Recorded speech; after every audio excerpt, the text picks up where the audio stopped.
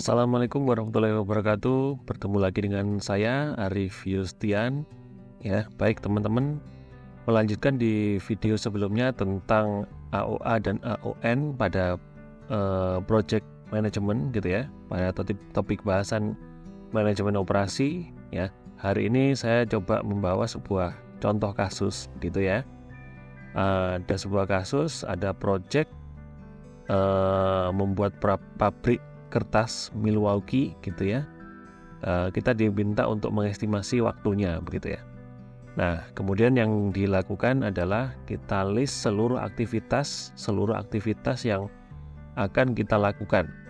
Kemudian mengestimasi setiap waktunya dan memberi kode setiap aktivitas tersebut.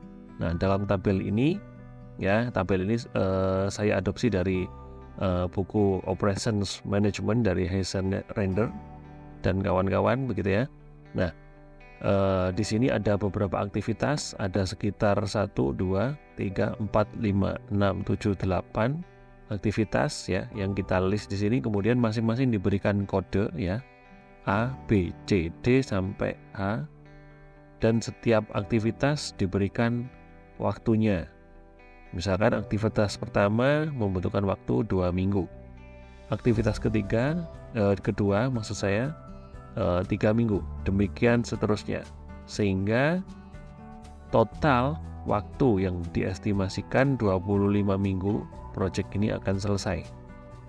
Nah, apakah 25 minggu itu akan betul 25 minggu?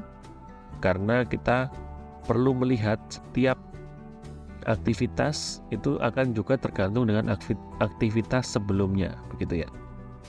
Baik. Di sini kita nanti akan menghitung atau menentukan critical path-nya.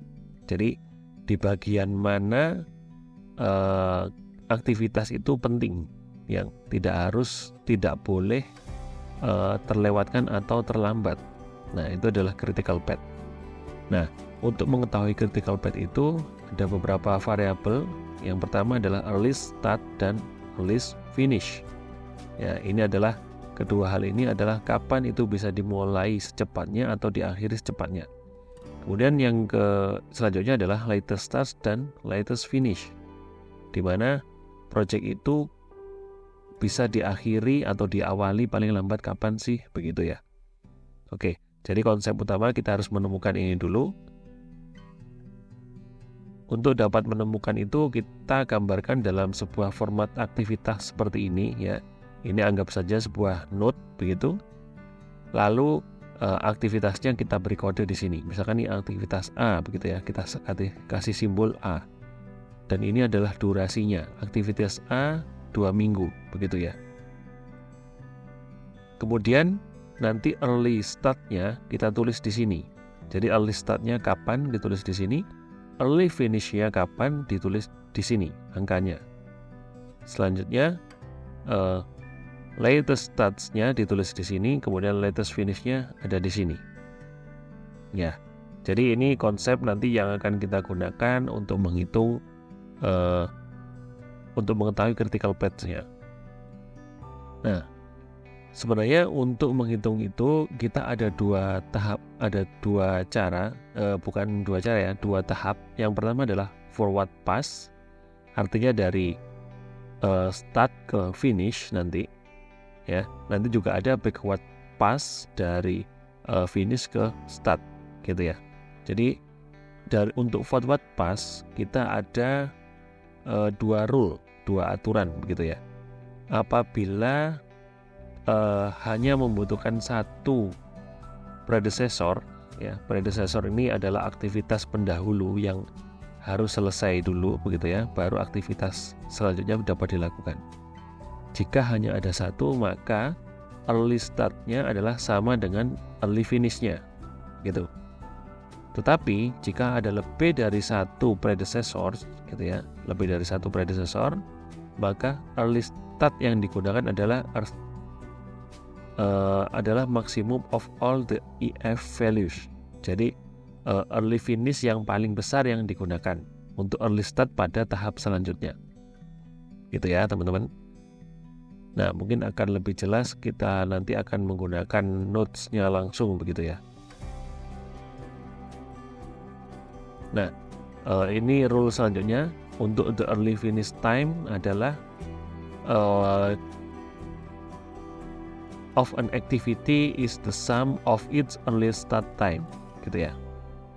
Jadi early finish itu sama dengan early start ditambah activity time.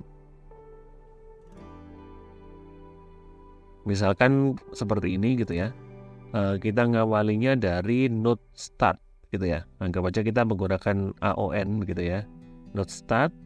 Nah, start di sini diawali di minggu ke-0 gitu ya.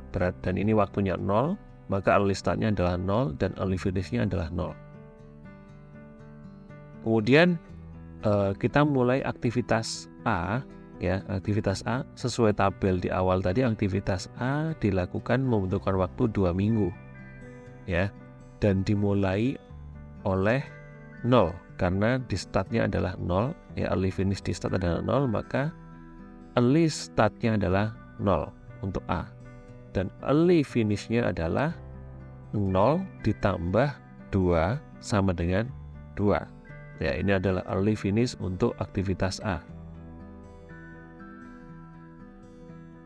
Selanjutnya untuk aktivitas B. Kita tahu B membutuhkan waktu 3 minggu ya berdasarkan tabel estimasi yang di awal tadi ya. Kemudian early startnya dimulai dari start ya. Maka early startnya adalah 0 dan early finishnya adalah 0 ditambah 2. Maka early finishnya adalah 3. Baik, kemudian pada aktivitas C ya, aktivitas C dia membutuhkan aktivitas A terlebih dahulu gitu ya. Nah, maka aktivitas C baru bisa dijalankan ketika aktivitas A sudah selesai. Artinya early start-nya dari aktivitas C adalah sama dengan early finish-nya aktivitas A. Early finish di sini, maka early start-nya adalah sama dengan 2. Karena dia membutuhkan waktu 2 minggu, maka early finish-nya adalah 2 ditambah 2 sama dengan 4. Kemudian untuk aktivitas D, ya, aktivitas D hanya dapat dilakukan ketika aktivitas A dan aktivitas B sudah selesai. Artinya kita memiliki 2 early finish, 2 dan 3, begitu ya. Maka sesuai rule yang sudah kita sebutkan tadi, early finish yang kita gunakan adalah early finish yang maksimum, yang paling besar, yaitu 3. Yang kita gunakan adalah yang 3 gitu. Nah, karena dia membutuhkan waktu 4 minggu, maka early finish untuk aktivitas D adalah 3 plus 4 sama dengan 7.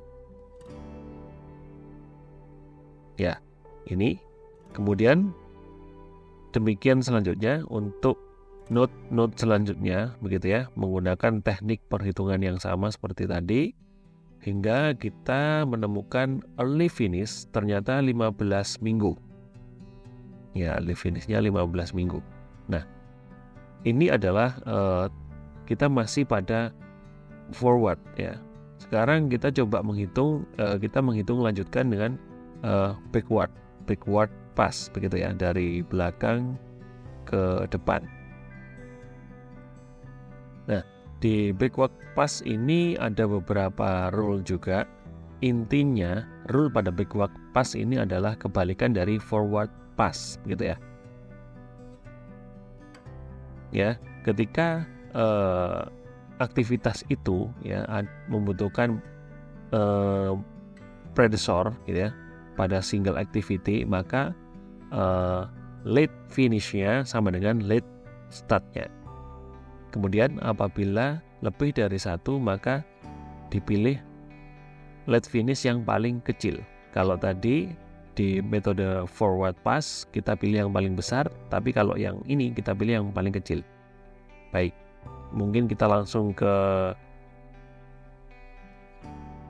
node-nya saja begitu ya. Oke, ini kita kembali di node yang tadi. Latest finish-nya di sini adalah sama dengan early finish ya. Latest finish sama dengan early finish karena ini adalah node yang terakhir atau aktivitas yang terakhir. Nah, kemudian kita menghitung latest finish-nya, latest start-nya di sini. Latest start-nya adalah 15 dikurangi 2. Maka latest start-nya adalah 13. Baik. Selanjutnya kita coba menghitung latest finish dan latest start dari node F, aktivitas F gitu ya. Pada aktivitas F kita lihat latest start di aktivitas H adalah 13, maka dan ini dia hanya membutuhkan satu predecessor, maka latest finish-nya di sini adalah 13 sama dengan ini ya.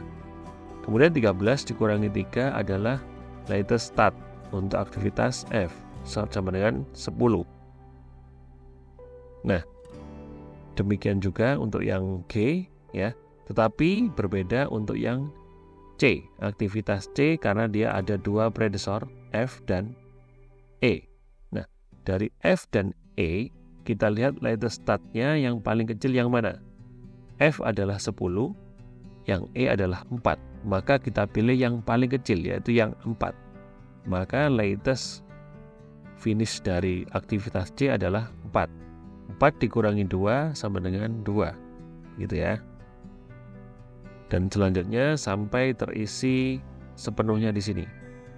Baik, kemudian data-data ini ya, latest start, latest finish ya, latest start, latest finish, early start, semuanya kita masukkan dalam sebuah tabel untuk kita bisa menghitung select time.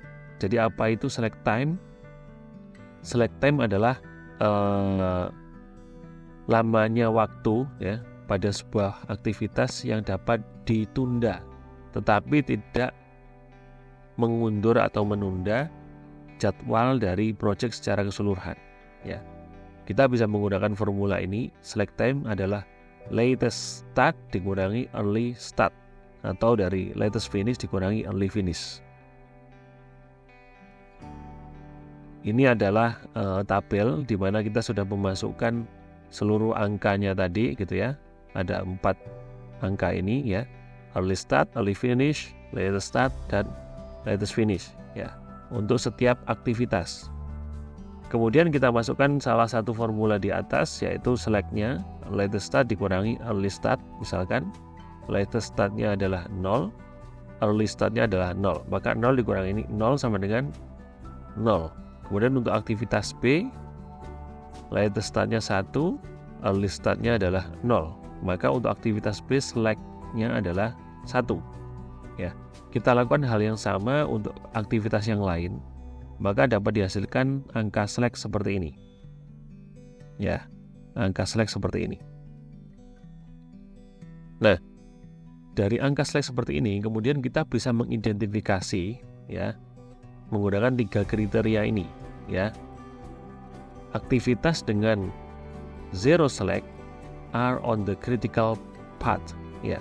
Jadi angka 0 select sama dengan 0 itu adalah critical path-nya gitu ya. Maka kita kasih keterangan di sini yes, ini yes, ini yes, ini yes, ini yes, yang lainnya no. Sehingga kita bisa menentukan pada posisi mana, pada aktivitas mana kita harus fokus, nggak boleh terlambat begitu ya. Nah, kemudian dari sini kita kembali ke network tadi, ke network project tadi gitu ya. Nah, kita bisa menemukan critical path-nya yang di bold seperti ini ya. Ada 1, 2, 3, 4, 5 activities ya. Ini adalah critical path di mana dia nggak boleh terlambat. Nah, bagaimana dengan aktivitas yang tidak kritikal? Mereka boleh terlambat. Nah, seperti itu ya. Ini juga boleh terlambat. Boleh terlambat. Nah, tetapi keterlambatan di sini tidak akan mengubah waktu penyelesaian seluruh proyek ini.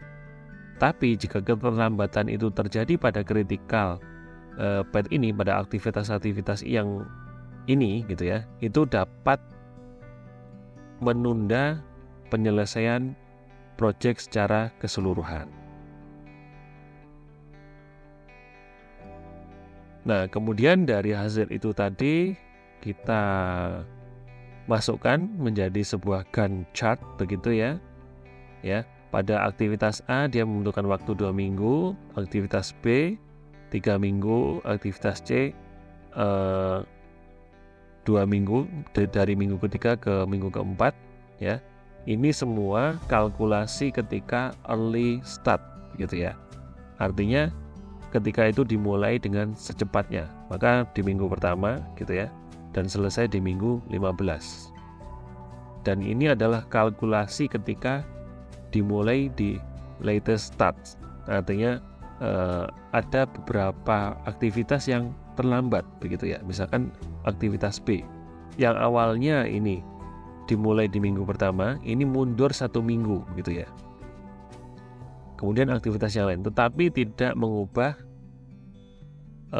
finish dari keseluruhan proyek. Nah, dari sini kita sudah bisa mengestimasi begitu ya, di bagian-bagian mana ya, aktivitas itu harus sesuai jadwal, dan di bagian mana pula aktivitas itu boleh agak renggang atau agak molor. Baik teman-teman, mungkin itu dulu begitu ya untuk materi kali ini ya. Selanjutnya mungkin kita akan belajar tentang variability dan variance begitu ya, untuk menghitung probabilitas atau standard error. Apakah penentuan waktu 15 minggu ini sudah cukup optimis untuk kita lakukan, atau masih pesimis, atau mungkin hanya perkiraan saja. Nah, pastikan subscribe di channel ini, dan jangan lupa diberikan komentar jika ada koreksi atau kesalahan yang saya sampaikan. Saya sangat terbuka. Baik, terima kasih. Assalamualaikum warahmatullahi wabarakatuh.